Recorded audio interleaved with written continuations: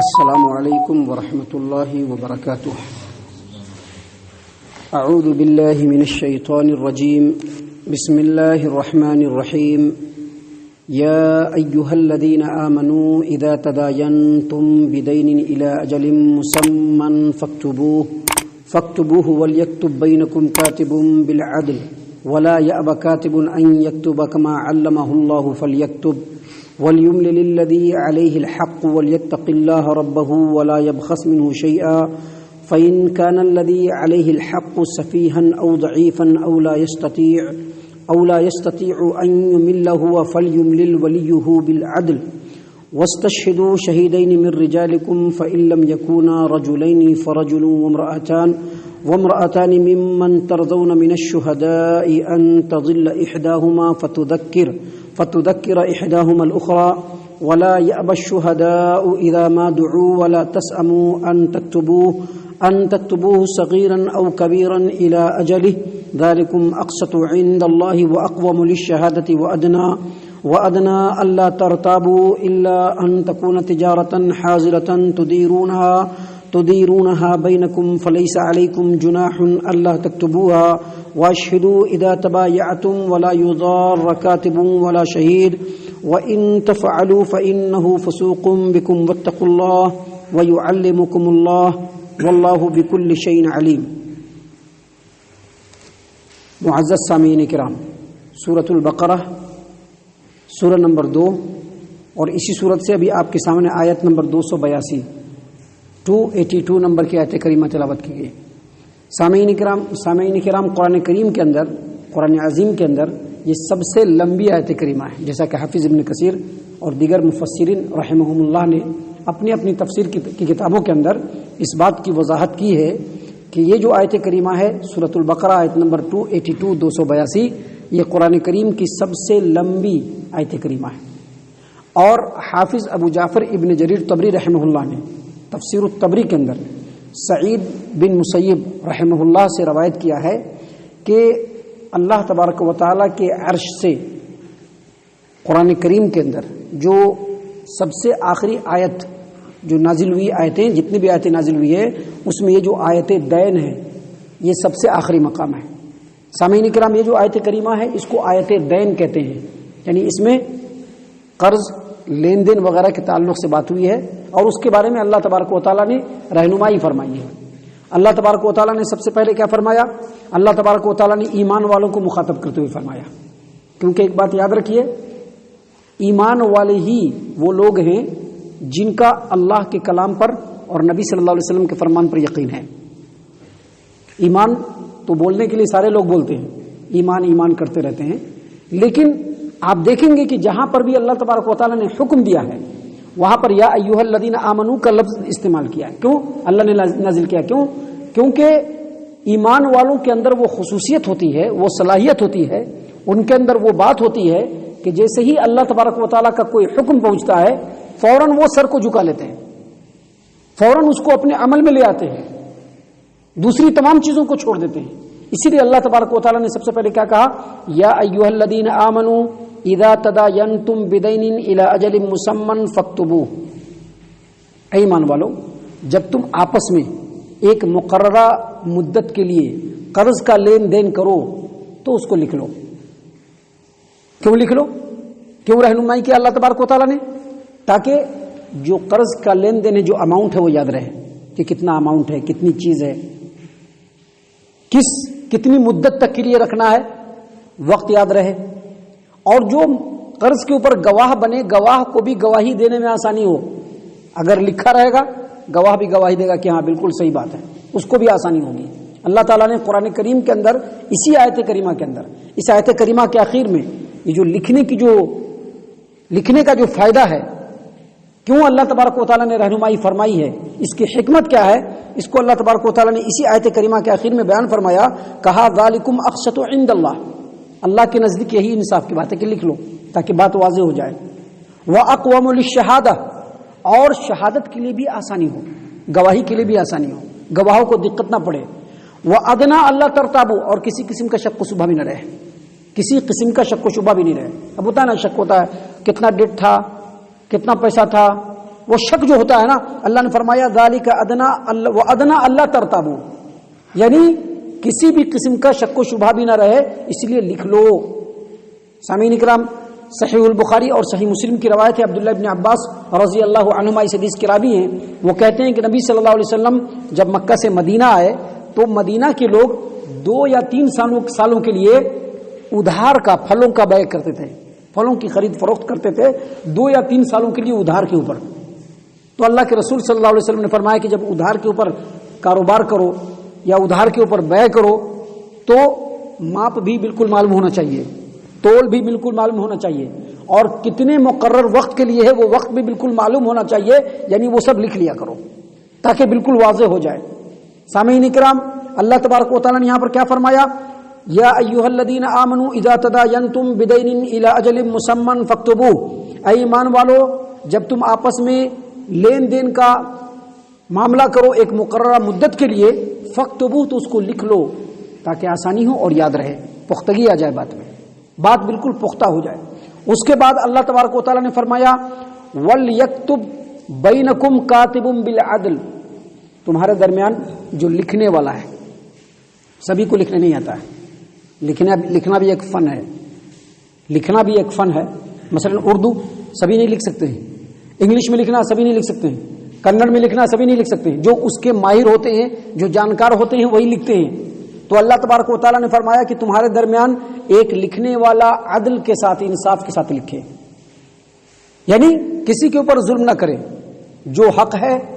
جس بات کے اوپر دونوں فریق کا اتفاق ہوا ہے بالکل اسی بات کو لکھے۔ اور اللہ تبارک و تعالیٰ نے مزید آگے فرمایا وَلَا يَأْبَ كَاتِبٌ أَن يَكْتُبَ كَمَا عَلَّمَهُ اللَّهُ فَلْيَكْتُبْ، اب جس کو لکھنے آتا ہے اس کو انکار نہیں کرنا چاہیے۔ اب کہا جائے گا لکھو، نہیں، ایسا نہیں، اللہ نے جب علم دیا ہے تو اس سے لوگوں کو فائدہ پہنچانا ہے، اللہ نے علم دیا ہے تو اس سے لوگوں کو فائدہ پہنچانا ہے۔ اللہ تبارک و تعالیٰ نے فرمایا کہ وَلَا يَأْبَ كَاتِبٌ أَن يَكْتُبَ، لکھنے والا لکھنے سے منع نہ کرے، کما علمہ اللہ فلیکتب، جیسا اللہ تبارک و تعالیٰ نے اس کو لکھنا سکھایا ہے وہ لکھے۔ جس کو لکھنے نہیں آتا ہے اس کے اوپر صدقہ کرے۔ صدقہ صرف یہ نہیں کہ مال دینا ہے، اللہ کے رسول صلی اللہ علیہ وسلم کی حدیث ہے، صحیح البخاری کتاب العتق اور صحیح مسلم کتاب الایمان کی روایت ہے، نبی صلی اللہ علیہ وسلم نے فرمایا کہ اگر کوئی کام کر رہا ہے اور اس کام میں اس کا سپورٹ کر دیا، اس کا تعاون کر دیا، اس کو ہیلپ کر دیا، یہ بھی صدقہ ہے۔ اور اگر کسی کو کام کرنے نہیں آ رہا ہے اور اس کا کام کر دیا، یہ بھی صدقہ ہے، یہ بھی صدقہ ہے۔ اور المعجم الکبیر امام طبرانی کی کتاب ہے حدیث کی، اس میں اللہ کے رسول صلی اللہ علیہ وسلم کی حدیث ہے کہ اگر کسی کو علم آ رہا ہے اور اس علم کو وہ چھپاتا ہے تو کل قیامت کے دن اس کو آگ کا لگام پہنایا جائے گا۔ مطلب کیا؟ مطلب یہ کہ اگر کسی کو لکھنے آتا ہے اور اس سے ریکویسٹ کیا جائے کہ آپ لکھیے تو اس کو لکھنا چاہیے، پیچھے نہیں بھاگنا چاہیے، انکار نہیں کرنا چاہیے۔ انکار کرنے کی وجہ بھی نہیں ہے، انکار کرنے کی ضرورت بھی نہیں ہے، بلکہ جب لکھنا اللہ نے سکھلایا ہے تو جو نہ لکھنے آتا ہے جن کو، ان کے اوپر صدقہ کرے اور لکھ کے۔ اللہ تبارک و تعالیٰ نے اسی بات کو یہاں پر بیان فرمایا کہ وَلَا يَأْبَ كَاتِبٌ أَن يَكْتُبَ كَمَا عَلَّمَهُ اللَّهُ فَلْيَكْتُبْ، اور جو لکھنے والا ہے اس کو لکھنے سے منع نہیں کرنا چاہیے، جیسا اللہ نے اس کو سکھایا ہے اس کو چاہیے کہ وہ لکھے۔ اور آگے مزید فرمایا وَلْيُمْلِلِ الَّذِي عَلَيْهِ الْحَقُّ وَلْيَتَّقِ اللَّهَ رَبَّهُ، لکھائے گا کون؟ لکھائے گا کون؟ قرض لے رہے ہیں، قرض دے رہے ہیں، یہ دینے والے ہیں، یہ لینے والے ہیں، تو کون لکھائے گا؟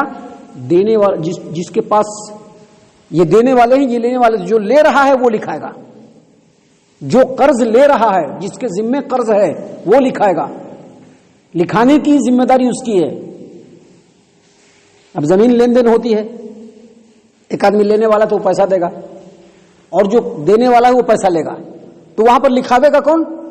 جو دے رہا ہے زمین، جو پیسہ لے رہا ہے اس کو لکھانا ہے۔ اللہ تبارک و تعالیٰ نے اسی بات کو یہاں پر بیان فرمایا وَلْيُمْلِلِ الَّذِي عَلَيْهِ الْحَقُّ، جس کے اوپر ہے وہ لکھائے گا۔ اب جو قرض لے رہا ہے وہ لکھائے گا کہ ہم نے اتنا قرضہ لیا، ہم نے اتنا قرضہ لیا، اتنے لوگوں کی موجودگی میں لیا، اتنی مدت کے لیے لیا، اللہ تبارک و تعالیٰ نے اسی بات کو بیان فرمایا کہ وَلْيُمْلِلِ الَّذِي عَلَيْهِ الْحَقُّ، مضمون کو لکھانے کی ذمہ داری اس کے اوپر ہے جس کے اوپر قرضہ ہے، وَلْيَتَّقِ اللَّهَ رَبَّهُ، اس کو چاہیے کہ وہ اپنے رب اللہ سے ڈرے، وَلَا يَبْخَسْ مِنْهُ شَيْئًا، اور لکھانے میں کوئی کمی بیشی نہ کرے، کمی بیشی نہیں کرے۔ اب آج کے ڈیٹ میں بھی لوگ کیا ہوتا ہے، لکھائیں گے تو بڑا پیترے بازی سے لکھائیں گے کہ کبھی کوئی معاملہ پھنسا تو یہاں پر سے ہم اپنا حساب کتاب بنا لیں گے۔ یہ ساری ذہنیت ہوتی ہے انسان کی۔ اللہ تبارک و تعالیٰ نے ان تمام چیزوں کو سامنے رکھ کر کے انسان کی پوری فطرت کو اللہ جانتا ہے، اسی لیے اللہ تبارک و تعالیٰ نے فرمایا، اللہ تبارک و تعالیٰ نے کیا فرمایا کہ جس کے ذمے حق ہے، جو قرض جس نے لیا ہے اس کو چاہیے کہ مضمون لکھائے، اور مضمون لکھاتے وقت وہ اپنے اللہ اپنے رب سے ڈرے، ولا يبخس منه شيئا، اور لکھانے میں کوئی کمی بیشی نہ کرے۔ اللہ تبارک و تعالیٰ نے آگے مزید فرمایا کہ فَإِن كَانَ الَّذِي عَلَيْهِ الْحَقُّ سَفِيهًا أَوْ ضَعِيفًا أَوْ لَا يَسْتَطِيعُ أَن يُمِلَّ، لیکن اگر لکھانے والا بیوقوف نادان ہے، اس کو الگ کر دیا گیا ہے، لیکن اسی کے نام پر پورا پراپرٹی ہے، یا وہی قرضہ دے رہا ہے، یا وہی قرضہ لے رہا ہے، قرضہ وہی لے رہا ہے لیکن اس کے پیچھے اس کا وکیل بھی ہے، اس کا ولی بھی ہے، لیکن قرضہ وہ لے رہا ہے، یعنی لکھانے والا جو ہے وہ بیوقوف ہو، فضول خرچی کی وجہ سے اس کو الگ کر دیا گیا ہو، اس کو زیادہ اس میں تصرف کرنے کا حق نہ ہو، جو بھی وہ خرچ کرے گا تو اپنے ولی اور وکیل سے پوچھ کر کے ہی کرے گا۔ تو اگر ایسا ضعیف اور ایسا جو ہے بیوقوف اور نادان ہو، اللہ تبارک و تعالیٰ نے مزید فرمایا کہ اگر لکھنے والا بچہ ہو، چھوٹا بچہ ہے، وہ لکھ نہیں سکتا ہے، یا پھر لکھنے والا لکھا نہیں سکتا ہے، اس کے اندر اتنی صلاحیت نہیں ہے، تو اللہ تبارک و تعالیٰ نے فرمایا کہ فَلْيُمْلِلْ وَلِيُّهُ بِالْعَدْلِ، تو اس کا جو ولی ہے وہ عدل و انصاف کے ساتھ لکھا ہے، جو اس کا مختار ہے، جو اس کا ولی ہے، جس کے انڈر میں وہ ہے، وہ اچھائی کے ساتھ انصاف کے ساتھ لکھا ہے۔ سامعین کرام، یہ جو اتنی باتیں ہیں اس آیت کریمہ میں، اس میں لکھانے کے بارے میں کہا گیا کہ جب اگر کچھ لین دین کرو تو لکھ لو، شرم نہیں کرنا چاہیے، لکھ لینا چاہیے، کیونکہ اللہ نے حکم دیا ہے۔ حالانکہ یہ حکم واجب نہیں ہے لیکن مستحب اور افضل ہے۔ واجب کیوں نہیں ہے؟ اہل علم نے کہا، مفسرین نے کہا ہے کہ اسی قرآن کریم کے اندر اسی صورت میں آگے آیت نمبر 283 میں اللہ تبارک و تعالیٰ نے فرمایا فَإِنْ أَمِنَ بَعْضُكُمْ بَعْضًا فَلْيُؤَدِّ الَّذِي اؤْتُمِنَ أَمَانَتَهُ، اگر کوئی کسی کو امین سمجھتا ہے، امانت دار سمجھتا ہے، تو جو امانت دار ہے حقدار کو امانت لوٹا دے۔ آیت کریمہ کے اس ٹکڑے سے یہ ثابت ہوتا ہے کہ اگر نہیں لکھایا تو کوئی حرج کی بات نہیں ہے،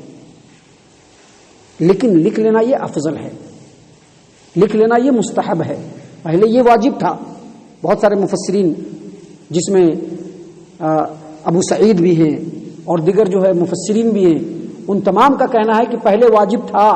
لیکن جب یہ آیت کریمہ نازل فرمائی اللہ تبارک و تعالیٰ نے آیت نمبر 283، تو یہ جو واجب کا حکم ہے یہ منسوخ ہو گیا، اب لکھ لینا یہ افضل ہے، بہتر ہے کہ لکھ لیا جائے۔ سامعین کرام، اس آیت کریمہ میں آگے اور بھی باتیں ہیں جو اللہ تبارک و تعالیٰ نے انسانوں کی، ایمان والوں کی رہنمائی کے لیے بیان فرمائے ہیں، جو انشاءاللہ کل اور کل کے بعد کے درس میں ہم آپ کے سامنے پیش کریں گے۔ اللہ تعالیٰ سے دعا ہے کہ اللہ تعالیٰ ہم تمام کو ان باتوں کے اوپر خوب غور و فکر اور تدبر کرنے کی توفیق عنایت فرمائے۔ اللہ تبارک و تعالیٰ ہم تمام کو صحیح معنوں میں پکا سچا مومن مسلمان بنائے، اللہ اور اس کے رسول صلی اللہ علیہ وسلم کی اطاعت و فرما برداری کرنے والا بنائے، صحابہ کرام رضی اللہ عنہم کے طریقے پر چلنے والا بنائے، جنت الفردوس میں جگہ عطا فرمائے۔ اے اللہ ہم تمام کو جہنم سے پناہ دے، اے رب العالمین ہم تمام کو جہنم سے پناہ دے، اے مالک الملک ہم تمام کو جہنم سے پناہ دے، آمین یا رب العالمین۔ وما علینا الا البلاغ المبین۔